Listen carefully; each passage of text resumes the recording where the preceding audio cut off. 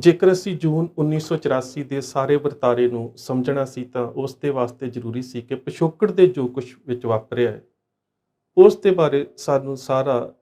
ਜੇ ਤਫਸੀਲ ਦੇ ਵਿੱਚ ਨਹੀਂ ਤਾਂ ਤਕਰੀਬਨ ਸੰਖੇਪ ਦੇ ਵਿੱਚ ਗਿਆਨ ਜ਼ਰੂਰ ਹੋਵੇ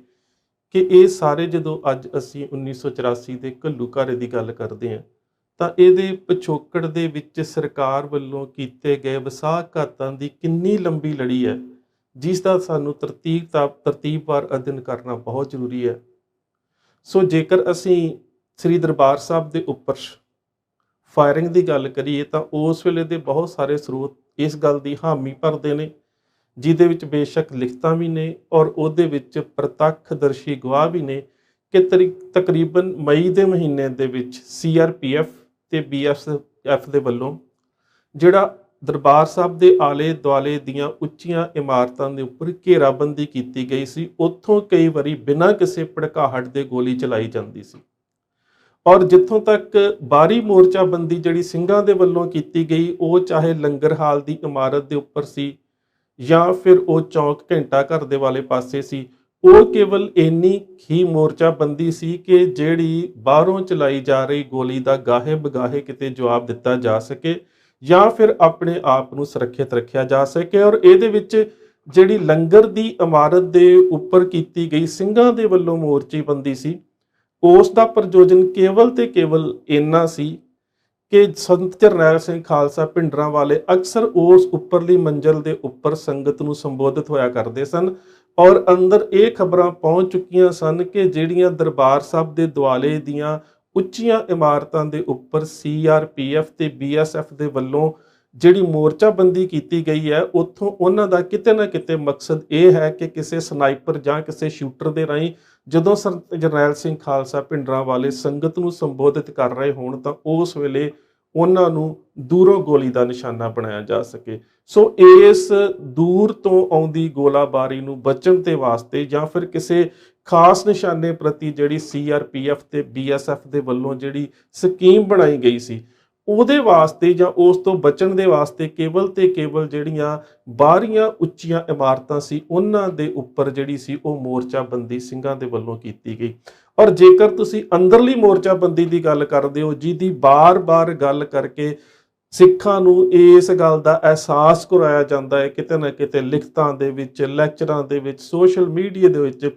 ਕਿ ਦਰਬਾਰ ਸਾਹਿਬ ਦੇ ਉੱਪਰ ਫੌਜ ਨੇ ਹਮਲਾ ਤਾਂ ਕੀਤਾ ਕਿਉਂਕਿ ਅੰਦਰ ਜਿਹੜੀ ਹੈ ਉਹ ਸਿੰਘਾਂ ਦੇ ਵੱਲੋਂ ਮੋਰਚਾਬੰਦੀ ਕੀਤੀ ਹੋਈ ਸੀ। ਸੋ ਬਹੁਤ ਸਾਰੇ ਹੁਣ ਸਬੂਤ ਇਵੇਂ ਦੇ ਸਾਹਮਣੇ ਆ ਚੁੱਕੇ ਨੇ ਕਿ ਅੰਦਰ ਜਿਹੜੀ ਮੋਰਚਾਬੰਦੀ ਕੀਤੀ ਗਈ ਆ ਉਹ ਤੇ 17 ਫਰਵਰੀ 1984 ਤੋਂ ਬਾਅਦ ਕੀਤੀ ਗਈ ਹੈ ਜਦੋਂ ਕਿ ਅੰਦਰਲੇ ਸਿੰਘਾਂ ਨੂੰ ਸੰਤ ਜਰਨੈਲ ਸਿੰਘ ਤੇ ਉਹਨਾਂ ਦੇ ਸਾਥੀਆਂ ਨੂੰ ਪੂਰੀ ਤਰ੍ਹਾਂ ਦੇ ਨਾਲ ਇਹ ਜਿਹੜੀਆਂ ਸਰਕਾਰੀ ਰਿਪੋਰਟਾਂ ਜਿਹੜੀਆਂ ਸੀ ਉਹ ਪਹੁੰਚ ਚੁੱਕੀਆਂ ਸੀ ਕਿ ਸਰਕਾਰ ਜਿਹੜੀ ਹੈ ਉਹ ਬਹੁਤ ਜਲਦੀ ਦਰਬਾਰ ਸਾਹਿਬ ਦੇ ਉੱਪਰ ਹਮਲਾ ਕਰਨ ਦੀ ਤਿਆਰੀ ਹੈ। ਜੇਕਰ ਤੁਸੀਂ ਹੁਣ ਜਿੰਨੀਆਂ ਕਿਤਾਬਾਂ ਛਪ ਚੁੱਕੀਆਂ ਨੇ ਜਿਨ੍ਹਾਂ ਦੇ ਵਿੱਚ ਮੈਂ ਕੇਵਲ ਤੇ ਕੇਵਲ ਸਿੱਖਾਂ ਦੇ ਪੱਖ ਦੀ ਨਾ ਗੱਲ ਕਰਾਂ ਤਾਂ ਸਰਕਾਰੀ ਪੱਖ ਵੀ ਸ਼ਾਮਲ ਆ ਤਾਂ ਉਹਦੇ ਵਿੱਚ ਇਹ ਬੜਾ ਸਪਸ਼ਟ ਹੈ ਕਿ ਫਰਵਰੀ 1984 ਦੇ ਮਹੀਨੇ ਦੇ ਮੁੱਢਲੇ ਹਫ਼ਤੇ ਦੇ ਵਿੱਚ ਹੀ ਸੰਤ ਜਰਨੈਲ ਸਿੰਘ ਹੁਣਾਂ ਨੂੰ ਇਹ ਖਬਰ ਪਹੁੰਚ ਚੁੱਕੀ ਸੀ ਕਿ ਸਰਕਾਰ ਦੇ ਵੱਲੋਂ ਹਮਲੇ ਦੀ ਤਿਆਰੀ ਜਿਹੜੀ ਆ ਉਹ ਕੀਤੀ ਜਾ ਚੁੱਕੀ ਹੈ। ਇਸ ਤੋਂ ਪਹਿਲਾਂ 18 ਮਹੀਨੇ ਤਕਰੀਬਨ ਜਿਹੜੀ ਤਿਆਰੀ ਕੀਤੀ ਗਈ ਉਸ ਦਾ ਜ਼ਿਕਰ ਵੀ ਬਕਾਇਦਾ ਤੌਰ ਤੇ ਹੁਣ ਕਿਤਾਬਾਂ ਦੇ ਵਿੱਚ ਮਿਲ ਜਾਂਦਾ ਹੈ। ਇੱਥੋਂ ਤੱਕ ਕਿ ਸਨ 1982 ਦੇ ਵਿੱਚ ਚਕਰਾਤਾ ਦੇ ਸਥਾਨ ਦੇ ਉੱਪਰ ਸਰਕਾਰ ਦੇ ਵੱਲੋਂ ਜਿਸ ਤਰ੍ਹਾਂ ਦੇ ਨਾਲ ਦਰਬਾਰ ਸਾਹਿਬ ਦਾ ਮਾਡਲ ਬਣਾ ਕੇ ਫੌਜੀ ਮਸ਼ਕ ਦੀ ਤਿਆਰੀ ਕੀਤੀ ਗਈ ਇਹਦੀਆਂ ਜਿਹੜੀਆਂ ਖਬਰਾਂ ਉਹ ਵੀ ਸਿੰਘਾਂ ਨੂੰ ਸਾਰੀਆਂ ਪਹੁੰਚ ਸਕਦੀਆਂ ਸਨ। ਜੇਕਰ ਇਸ ਸਾਰੇ ਘਟਨਾਕ੍ਰਮ ਨੂੰ ਹੋ ਸਕਦਾ ਹੈ ਕਿ ਕੁਝ ਲੋਕ ਮੇਰੀ ਗੱਲ ਦਾ ਇਸ ਕਰਕੇ ਯਕੀਨ ਨਾ ਕਰਨ ਕਿ ਮੈਂ ਬਤੌਰ ਸਿੱਖ ਪੱਖ ਤੋਂ ਇਸ ਗੱਲ ਦੀ ਨੁਮਾਇੰਦਗੀ ਕਰ ਰਿਹਾ ਪਰ ਜੇਕਰ ਤੁਸੀਂ ਲੈਫਟੀਨੈਂਟ ਜਨਰਲ ਮਿਸਟਰ ਸਿਨਹਾ ਦੀ ਇਸ ਸਾਰੀ ਇੰਟਰਵਿਊ ਨੂੰ ਸੁਣ ਲਓ ਜਾਂ ਇੰਟਰਵਿਊ ਦੇ ਕੁਝ ਅੰਸ਼ਾਂ ਨੂੰ ਸੁਣ ਲਓ ਤਾਂ ਸਪਸ਼ਟ ਹੋ ਜਾਵੇਗਾ ਕਿ ਸਰਕਾਰ ਦਾ ਹਮਲਾਵਰ ਪੱਖ ਕਿਸ ਤਰ੍ਹਾਂ ਦਾ ਸੀ ਤੇ ਜੇਕਰ ਅੰਦਰ ਸਿੱਖਾਂ ਨੇ ਜਾਂ ਸਿੰਘਾਂ ਨੇ ਮੋਰਚਾਬੰਦੀ ਤਾਂ ਉਹ ਕੇਵਲ ਤੇ ਕੇਵਲ ਇੱਕ ਬਚਾਅ ਦੀ ਪ੍ਰਤੀਕਿਰਿਆ ਦੇ ਰੂਪ ਦੇ ਵਿੱਚ ਕੀਤੀ। ਸੋ ਸਰਕਾਰ ਆਪਣੇ ਹਮਲਾਵਰ ਰੁਖ ਨੂੰ ਤਿਆਰੀ ਦੇਣ ਦੇ ਵਾਸਤੇ ਲੰਬੇ ਸਮੇਂ ਤੋਂ ਜਿਹੜੀ ਹੈ ਉਹ ਯੋਜਨਾਵਾਂ ਬਣਾ ਰਹੀ ਸੀ। ਅਖੀਰ ਹੁਕੂਮਤ ਦੇ ਵੱਲੋਂ ਦਰਬਾਰ ਸਾਹਿਬ ਦੇ ਉੱਪਰ ਹਮਲਾ ਕਰਨ ਦੇ ਦੋ ਬਹਾਨੇ ਘੜੇ ਗਏ। ਜੇਕਰ ਤੁਸੀਂ ਇਸ ਨੂੰ ਪੜ੍ਹਨਾ ਹੋਵੇ ਤਾਂ ਕੁਲਦੀਪ ਬਰਾੜ ਦੀ ਕਿਤਾਬ ਆਪਰੇਸ਼ਨ ਬਲੂ ਸਟਾਰ ਏ ਟਰੂ ਸਟੋਰੀ ਉਹਦੇ ਵਿੱਚ ਬਕਾਇਦਾ ਤੌਰ ਤੇ ਇਸ ਨੂੰ ਤੁਸੀਂ ਪੜ੍ਹ ਸਕਦੇ ਹੋ। ਉਹਦੇ ਵਿੱਚ ਕਹਿੰਦਾ ਹੈ ਕਿ ਬੇਸ਼ੱਕ ਸਾਡੇ ਉੱਪਰ ਇਹ ਦੋਸ਼ ਲਗਾਇਆ ਜਾਂਦਾ ਹੈ ਕਿ ਜਿਹੜਾ ਦਰਬਾਰ ਸਾਹਿਬ ਦੇ ਉੱਪਰ ਹਮਲਾ ਕੀਤਾ ਗਿਆ, ਇਹ ਜੂਨ ਮਹੀਨੇ ਦੇ ਇਹਨਾਂ ਦਿਨਾਂ ਨੂੰ ਇਸ ਕਰਕੇ ਚੁਣਿਆ ਗਿਆ ਕਿ ਇਸ ਦਿਨ ਸ੍ਰੀ ਗੁਰੂ ਅਰਜਨ ਦੇਵ ਸਾਹਿਬ ਮਹਾਰਾਜ ਦਾ ਸ਼ਹੀਦੀ ਪੁਰਬ ਮਨਾਉਣ ਵਾਸਤੇ ਸੰਗਤਾਂ ਬਹੁ ਗਿਣਤੀ ਦੇ ਵਿੱਚ ਦਰਬਾਰ ਸਾਹਿਬ ਪਹੁੰਚੀਆਂ ਹੁੰਦੀਆਂ ਨੇ ਤੇ ਵੱਧ ਤੋਂ ਵੱਧ ਸਿੱਖਾਂ ਦਾ ਨੁਕਸਾਨ ਹੋ ਸਕੇ। ਉਹ ਕਹਿੰਦਾ ਹੈ ਕਿ ਇਹ ਦੋਸ਼ ਸਾਡੇ ਤੇ ਲਗਾਇਆ ਜਾਂਦਾ ਹੈ, ਪਰ ਇਹਦੇ ਪਿੱਛੇ ਅਸਲੀਅਤ ਇਹ ਹੈ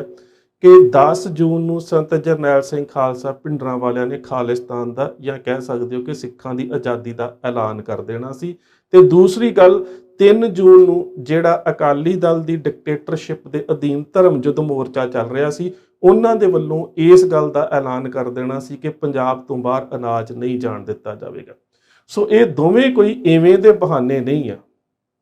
ਜਿਨ੍ਹਾਂ ਦੇ ਕਰਕੇ ਦਰਬਾਰ ਸਾਹਿਬ ਦੇ ਉੱਪਰ ਹਮਲਾ ਕੀਤਾ ਜਾਵੇ। ਸੋ ਪਹਿਲੀ ਗੱਲ ਤੇ ਕਿ 10 ਜੂਨ ਨੂੰ ਖਾਲਿਸਤਾਨ ਦਾ ਐਲਾਨ ਕੀਤਾ ਜਾਣਾ ਸੀ, ਇਹਦਾ ਉਹਨਾਂ ਕੋਲ ਕੋਈ ਸਬੂਤ ਨਹੀਂ, ਮਹਿਜ਼ ਤੇ ਮਹਿਜ਼ ਇੱਕ ਗੱਲ ਜਾਂ ਕਿਤਾਬ ਦੇ ਵਿੱਚ ਲਿਖੀ ਗਈ ਇੱਕ ਸ਼ਬਦਾਵਲੀ ਹੈ। ਦੂਸਰੀ ਗੱਲ, ਜਿੱਥੋਂ ਤੱਕ ਅਨਾਜ ਨੂੰ ਬਾਹਰ ਭੇਜਣ ਦੀ ਪਾਬੰਦੀ ਦੀ ਗੱਲ ਹੈ, ਤੇ ਇਸ ਤਰ੍ਹਾਂ ਦੇ ਜਿਹੜੇ ਮੋਰਚੇ ਨੇ ਜਾਂ ਇਸ ਤਰ੍ਹਾਂ ਦਾ ਜਿਹੜਾ ਪੱਖ ਹੈ, ਉਹ ਤੇ ਬਹੁਤ ਵਾਰੀ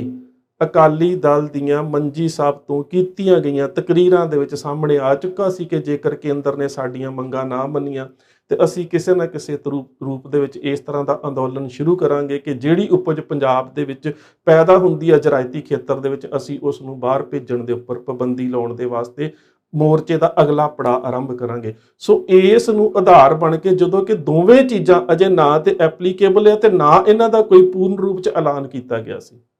ਸੋ ਇਸ ਚੀਜ਼ ਨੂੰ ਆਧਾਰ ਬਣਾ ਕੇ ਆਪਣੇ ਆਪ ਨੂੰ ਇਸ ਦੋਸ਼ ਤੋਂ ਮੁਕਤ ਕਰਨਾ ਕਿ ਇਸ ਕਰਕੇ ਸਾਨੂੰ ਜੂਨ ਦੇ ਪਹਿਲੇ ਹਫ਼ਤੇ ਦੇ ਵਿੱਚ ਹਮਲਾ ਕੀਤਾ ਗਿਆ, ਦਰਅਸਲ ਇਹ ਇੱਕ ਸ਼ਬਦਾਂ ਦੀ ਜਾਦੂਗਰੀ ਹੈ। ਉਹ ਲੋਕ ਤਾਂ ਪ੍ਰਭਾਵਿਤ ਹੋ ਸਕਦੇ ਨੇ ਜਿਹੜੇ ਪਿਛਲੇ ਸਾਰੇ ਵਰਤਾਰੇ ਨੂੰ, ਜਿਸ ਨੂੰ ਮੈਂ ਤੁਹਾਡੇ ਨਾਲ ਬਿਆਨ ਕਰ ਚੁੱਕਾ, ਜਿਹੜੇ ਉਸ ਸਾਰੇ ਵਰਤਾਰੇ ਨੂੰ ਨਹੀਂ ਜਾਣਦੇ, ਉਹ ਤਾਂ ਇਸ ਗੱਲ ਤੋਂ ਪ੍ਰਭਾਵਿਤ ਹੋ ਸਕਦੇ ਨੇ। ਪਰ ਦਰਅਸਲ ਜਦੋਂ ਅਸੀਂ ਸਰਕਾਰ ਦੇ ਵਸਾਹਘਾਤਾਂ ਨੂੰ ਲੜੀਵਾਰ ਰੂਪ ਦੇ ਵਿੱਚ ਸਮਝ ਚੁੱਕੇ ਹਾਂ, ਤਾਂ ਮਹਿਜ ਉੱਥੇ ਸਾਨੂੰ ਇਹ ਵੀ ਸਮਝਣ ਦੇ ਵਿੱਚ ਇੱਕ ਪਲ ਨਹੀਂ ਲੱਗਦਾ ਕਿ ਇਹ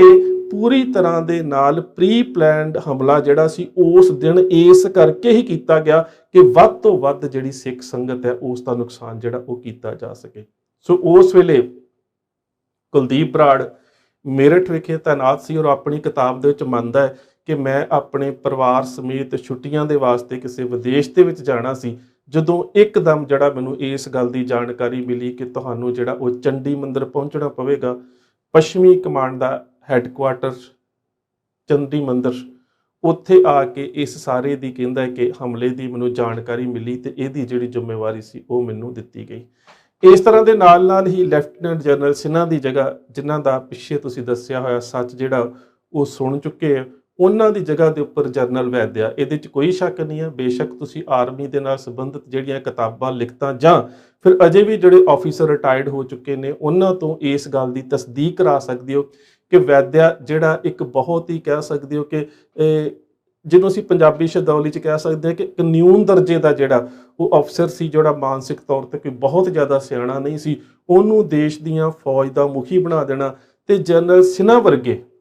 ਇੱਕ ਦੂਰ ਅੰਦੇਸ਼ ਤੇ ਸਿਆਣੇ ਆਗੂ ਨੂੰ ਉਸ ਦੀ ਜ਼ਿੰਮੇਵਾਰੀ ਤੋਂ ਮੁਕਤ ਕਰਕੇ ਉਸ ਨੂੰ ਵਕਤ ਤੋਂ ਪਹਿਲਾਂ ਘਰ ਭੇਜ ਦੇਣਾ। ਸੋ ਇਹ ਆਪਣੇ ਆਪ ਦੇ ਵਿੱਚ ਸਪਸ਼ਟ ਸੀ ਕਿ ਸਰਕਾਰ ਉਸ ਅਫਸਰ ਨੂੰ ਫੌਜ ਦਾ ਮੁਖੀ ਲਾਉਣਾ ਚਾਹੁੰਦੀ ਹੈ ਜਿਹੜਾ ਸਰਕਾਰ ਦੇ ਹੱਥਾਂ ਦੀ ਕਠਪੁਤਲੀ ਹੋਵੇ ਤੇ ਉਹਨਾਂ ਦੇ ਕਹਿਣ ਦੇ ਮੁਤਾਬਕ ਉਹ ਜਦੋਂ ਚਾਹਣ ਉਦੋਂ ਹੀ ਕਿਸੇ ਵੀ ਕੌਮੀਅਤ ਦੇ ਉੱਪਰ ਹਮਲਾ ਕਰਨ ਦੇ ਵਾਸਤੇ ਤਿਆਰ ਹੋਵੇ।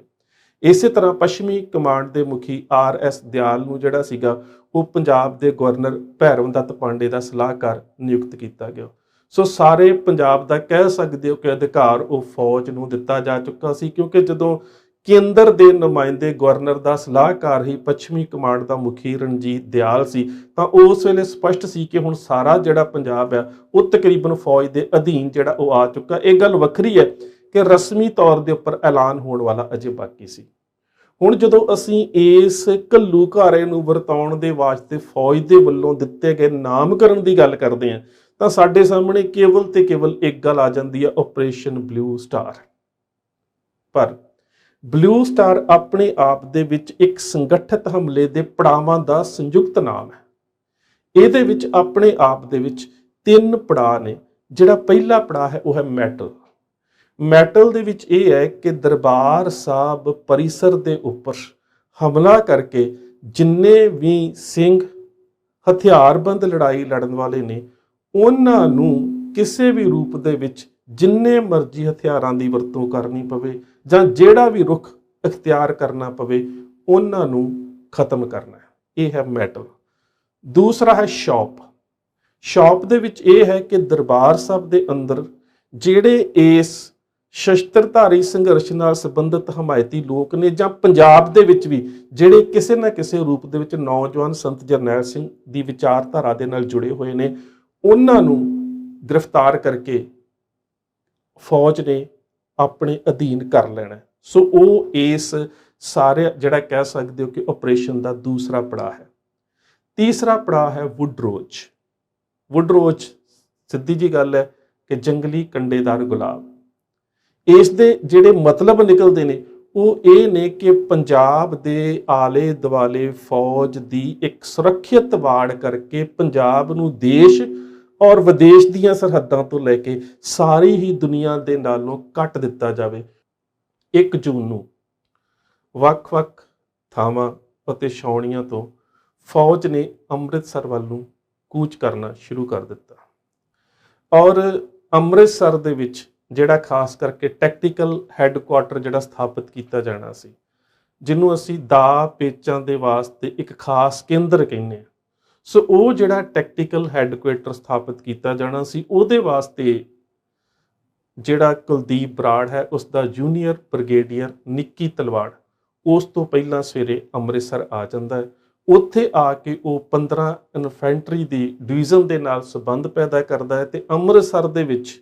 ਜਿਹੜਾ ਉਹ ਪਹਿਲਾਂ ਸਭ ਤੋਂ ਉਸ ਜਗ੍ਹਾ ਦੇ ਉੱਪਰ ਇੱਕ ਟੈਕਟੀਕਲ ਜਿਹੜਾ ਛੋਟਾ ਜਿਹਾ ਆਫਿਸ ਜਿਹੜਾ ਜਾਂ ਇੱਕ ਮਰਕਜ਼ ਜਿਹੜਾ ਜਿੱਥੇ ਉਹਨਾਂ ਨੇ ਫੌਜ ਦੇ ਦਾ ਪੇਚਾਂ ਦੇ ਬਾਰੇ ਇਸ ਹਮਲੇ ਦੇ ਵਿੱਚ ਹਿੱਸਾ ਲੈਣ ਵਾਲੇ ਅਫਸਰਾਂ ਨੂੰ ਤੇ ਜਵਾਨਾਂ ਨੂੰ ਸਾਰਾ ਸਮਝਾਉਣਾ ਹੈ। ਉਹਦੇ ਵਾਸਤੇ ਇੱਕ ਬਕਾਇਦਾ ਤੌਰ ਦੇ ਉੱਪਰ ਇੱਕ ਕੰਟਰੋਲ ਰੂਮ ਕਹਿ ਸਕਦੇ ਉਹ ਸਥਾਪਿਤ ਕਰ ਦਿੱਤਾ ਜਾਂਦਾ ਹੈ। ਬੇਸ਼ੱਕ ਕਿ ਜਦੋਂ ਉਹ ਅੰਮ੍ਰਿਤਸਰ ਪਹੁੰਚਦੇ ਨੇ ਤੇ ਅੰਮ੍ਰਿਤਸਰ ਦੇ ਵਿੱਚ ਜਿਹੜੀ ਫੌਜ ਹੈ ਉਸ ਨੂੰ ਅਜੇ ਤੱਕ ਪੂਰੀ ਤਰ੍ਹਾਂ ਜਾਣਕਾਰੀ ਨਹੀਂ ਹੈ ਕਿ ਆਉਣ ਵਾਲੇ ਸਮੇਂ ਦੇ ਵਿੱਚ ਕਿਸ ਘਟਨਾਕ੍ਰਮ ਨੂੰ ਅੰਜਾਮ ਜਿਹੜਾ ਉਹ ਦਿੱਤਾ ਜਾਣਾ ਹੈ। ਪਰ ਇਸ ਸਾਰੀ ਗੱਲ ਨੂੰ ਜਿਹੜੇ ਛੋਟੇ ਪੱਧਰ ਦੇ ਆਫੀਸਰ ਨੇ ਉਹਨਾਂ ਤੋਂ ਵੀ ਕਿਸੇ ਤਰ੍ਹਾਂ ਗੁਪਤ ਰੱਖਿਆ ਜਾਂਦਾ ਹੈ ਜਿੰਨਾ ਚਿਰ ਤੱਕ ਕੁਲਦੀਪ ਬਰਾੜ ਆਪ ਆ ਕੇ ਉੱਥੇ ਸਾਰੀ ਘਟਨਾਕ੍ਰਮ ਦੀ ਜਾਣਕਾਰੀ ਉਹਨਾਂ ਅਫਸਰਾਂ ਨੂੰ ਨਹੀਂ ਦਿੱਤਾ ਹੈ। 1 ਜੂਨ ਨੂੰ ਕੁਲਦੀਪ ਬਰਾੜ ਤਕਰੀਬਨ ਦੁਪਹਿਰ ਨੂੰ ਦਰਬਾਰ ਸਾਹਿਬ ਅੰਮ੍ਰਿਤਸਰ ਦੇ ਉੱਪਰ ਹਮਲਾ ਕਰਨ ਦੇ ਵਾਸਤੇ ਅੰਮ੍ਰਿਤਸਰ ਸ਼ਹਿਰ ਦੇ ਵਿੱਚ ਪਹੁੰਚ ਜਾਂਦਾ ਹੈ। ਉਸ ਦੇ ਵਾਸਤੇ ਜਿਹੜਾ ਟੈਕਟੀਕਲ ਹੈੱਡਕੁਆਟਰ ਪਹਿਲਾਂ ਹੀ ਅੰਮ੍ਰਿਤਸਰ ਦੀ ਉਸ ਇਨਫੈਂਟਰੀ ਡਿਵੀਜ਼ਨ ਦੇ ਵਿੱਚ ਸਥਾਪਿਤ ਕੀਤਾ ਗਿਆ ਸੀ ਉਹਦੇ ਵਿੱਚ ਖੁਫੀਆ ਵਿਭਾਗ ਤੋਂ ਜਾਣਕਾਰੀ ਲੈਣ ਦੇ ਵਾਸਤੇ ਅੰਮ੍ਰਿਤਸਰ ਦੀਆਂ ਵੱਖ-ਵੱਖ ਜਿਹੜੀਆਂ ਖੁਫੀਆ ਏਜੰਸੀਆਂ ਕੰਮ ਕਰ ਰਹੀਆਂ ਸੀ ਉਹਨਾਂ ਦੇ ਨਾਲ ਸੰਬੰਧਿਤ ਜਿਹੜੇ ਵਿਅਕਤੀ ਨੇ ਉਹਨਾਂ ਨੂੰ ਸੱਦਿਆ ਜਾਂਦਾ ਹੈ। ਇਹਦੇ ਤੋਂ ਇਲਾਵਾ ਪ੍ਰਸ਼ਾਸਨਿਕ ਪੱਧਰ ਦੇ ਜਿਹੜੇ ਆਫੀਸਰ ਨੇ ਉਹਨਾਂ ਦੇ ਨਾਲ ਵੀ ਮੁਲਾਕਾਤ ਕੀਤੀ ਜਾਂਦੀ ਹੈ ਜਿਨ੍ਹਾਂ ਦੇ ਵਿੱਚ ਡਿਪਟੀ ਕਮਿਸ਼ਨਰ ਗੁਰਦੇਵ ਸਿੰਘ ਦੇ ਨਾਲ ਵਾਰਤਾਲਾਪ ਦਾ ਜ਼ਿਕਰ ਤੁਸੀਂ ਬਹੁਤ ਸਾਰੇ ਸਰੋਤਾਂ ਦੇ ਵਿੱਚ ਕਿਤਾਬਾਂ ਦੇ ਵਿੱਚ ਜਾਂ ਫਿਰ ਉਹਨਾਂ ਦੀਆਂ ਖਾਸ ਇੰਟਰਵਿਊਜ਼ ਦੇ ਵਿੱਚ ਤੁਸੀਂ ਸੁਣ ਰਹੇ ਹੋ। ਸੋ ਜਿੰਨੀ ਕੁ ਜਾਣਕਾਰੀ ਕੁਲਦੀਪ ਬਰਾੜ ਨੂੰ ਅੰਮ੍ਰਿਤਸਰ ਦੇ ਸਥਾਨਕ ਖੁਫੀਆ ਅਫਸਰਾਂ ਤੋਂ ਮਿਲਦੀ ਹੈ ਉਹਦੇ ਆਧਾਰਿਤ ਉਹ ਅਗਲੀ ਰਣਨੀਤੀ ਨੂੰ ਤਿਆਰ ਕਰਦਾ ਹੈ। ਪਰ ਉਸ ਸਾਰੀ ਰਣਨੀਤੀ ਨੂੰ ਤਿਆਰ ਕਰਦਿਆਂ ਉਹ ਇੱਕ ਗੱਲ ਕਹਿੰਦਾ ਹੈ ਕਿ ਜਿਸ ਤਰ੍ਹਾਂ ਦੇ ਨਾਲ ਸਾਡੇ ਕੋਲ ਸਾਰੀ ਜਾਣਕਾਰੀ ਪਹੁੰਚੀ ਹੈ ਇਹਦੇ ਤੋਂ ਬੜਾ ਸਪਸ਼ਟ ਹੈ ਕਿ ਕੁਝ ਘੰਟਿਆਂ ਦੇ ਵਿੱਚ ਹੀ ਭਿੰਡਰਾਂਵਾਲਾ ਤੇ ਉਸਦੇ ਸਾਥੀ ਆਤਮ ਸਮਰਪਣ ਕਰ ਦੇਣਗੇ। ਇਹਦੇ ਉੱਪਰ ਪ੍ਰਤੀਕਿਰਿਆ ਕਰਦਿਆਂ ਅੰਮ੍ਰਿਤਸਰ ਦਾ ਡਿਪਟੀ ਕਮਿਸ਼ਨਰ ਸਰਦਾਰ ਗੁਰਦੇਵ ਸਿੰਘ ਕਹਿੰਦਾ ਕਿ ਇਹ ਤਰ੍ਹਾਂ ਵਹਿਮ ਹੈ। ਜਰਨੈਲ ਸਿੰਘ ਭਿੰਡਰਾਂਵਾਲਾ ਕਦੀ ਵੀ ਆਤਮ ਸਮਰਪਣ ਨਹੀਂ ਕਰੇਗਾ। ਤੇ ਬੜੇ ਹੰਕਾਰ ਦੇ ਵਿੱਚ ਕੁਲਦੀਪ ਬਰਾੜ ਕਹਿੰਦਾ ਹੈ ਕਿ ਤੈਨੂੰ ਪਤਾ ਨਹੀਂ ਜਦੋਂ ਤੋਪਾਂ ਦੇ ਗੋਲੇ ਚੱਲਦੇ ਨੇ ਜਦੋਂ ਟੈਂਕਾਂ ਦੀ ਆਵਾਜ਼ ਦੇ ਵਿੱਚ ਫਿਜ਼ਾ ਦੇ ਵਿੱਚ ਗੂੰਜਦੀ ਹੈ ਨਾ ਤੇ ਵੱਡੇ ਵੱਡੇ ਜਿਹੜੇ ਯੋਧੇ ਹੁੰਦੇ ਨੇ ਨਾ ਉਹਨਾਂ ਦੇ ਕਾਲਜੇ ਹਿਲ ਜਾਂਦੇ ਨੇ। ਪਰ ਮੈਂ ਇਸ ਗੱਲ ਦਾ ਜਵਾਬ ਫਿਰ ਉਹਦੀ ਕਿਤਾਬ ਦੇ ਵਿੱਚੋਂ ਦਿੰਦਾ ਹੈ ਜਿਹੜਾ ਕਦੀ ਕਹਿੰਦਾ ਸੀ ਕਿ 2-3 ਘੰਟਿਆਂ ਦੇ ਵਿੱਚ ਭਿੰਡਰਾਂਵਾਲਾ ਆਤਮ ਸਮਰਪਣ ਕਰ ਦੇਵੇਗਾ ਤੇ ਉਹੀ ਕੁਲਦੀਪ ਬਰਾੜ ਕਹਿੰਦਾ ਹੈ ਕਿ ਭਿੰਡਰਾਂਵਾਲਾ ਇਸ ਜੰਗ ਦੇ ਵਿੱਚ ਥੋੜੇ ਸਮੇਂ ਦੇ ਵਿੱਚ ਇੱਕ ਵੱਡਾ ਸੂਰਮਾ ਹੋ ਨਿਬੜਿਆ।